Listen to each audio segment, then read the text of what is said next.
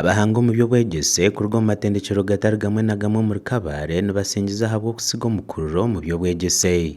Professor Joy Kosensi Kwesiga, Vice Chancellor w'itendekero lya Kabare University, nagira ngu akamanya omugyenzi Mary Karoro Kurutu byaba ari omushomesa wa literature omu itendekero lya Makerere kandi nkwiha obwe banywana. Mary tukamanyana emyaka ebiireho mingi turi Makerere mu university, wari lecturer mu literature department, nyowe ndi omu administration narugamu naza nanye omu kushomesa twarugayo mbwenu twaba friends munonga twabugana heru nayo London twataaha hamwe.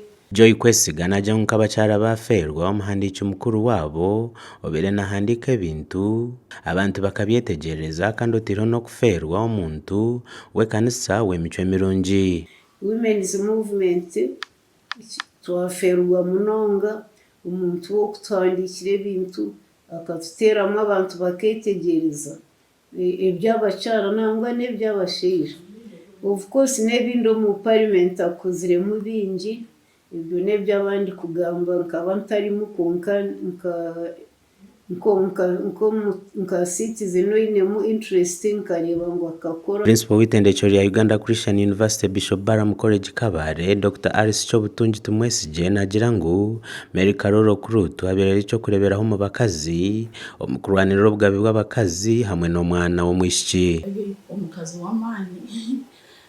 w'amaani omu politics, mwene omukazi ow'okureeba niwe aze w'amaani ukahura noyenda ngu kyabasika bubi nkawe abeire ari example nungi ekyokureberaho kirungi aha bakazi omu butegyeki, aha bakazi omu kurwanirira embeera z'abakazi omu nsi omu.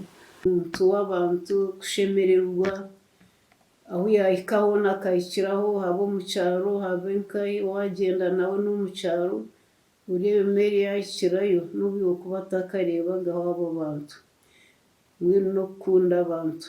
Ekindi n'omugisha gwe ni talent, mbwenu n'ekicuncu eky'okuhandiika. Dr. Alice Kyobutungi ashaba abaine aha sente okufayo kureberera abatiine kihwere nk'oku Mary Karoro Kurutu kwabe nareberera abaana nyamwingi. Tinkumanya akaana areberera abaana abari ishenkazi abari nyinento, abareberera abatandika abasya muheru mukushoma.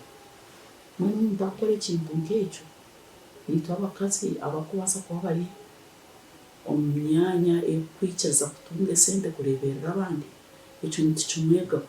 Omuntu wabeire arakunda literature munonga, ebintu birashemeza wabishoma ugahora washemererwa kandi wagira eki wayega, mbwenu konka aragezaho kureeba ngu abakazi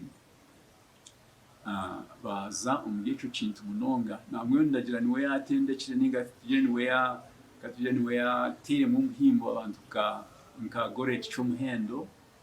Mary Karoro Kurutu abireho Minister wa General Duties omu ofisi y'enganzi y'ihanga kandi akabaho n'omunyeshengyero kazahabwa district ya Bushenyi akafa 2011 ahari okubanza kandi nazikorwa mu Kagesa Ndegi. Gashaka Kosibatamanya.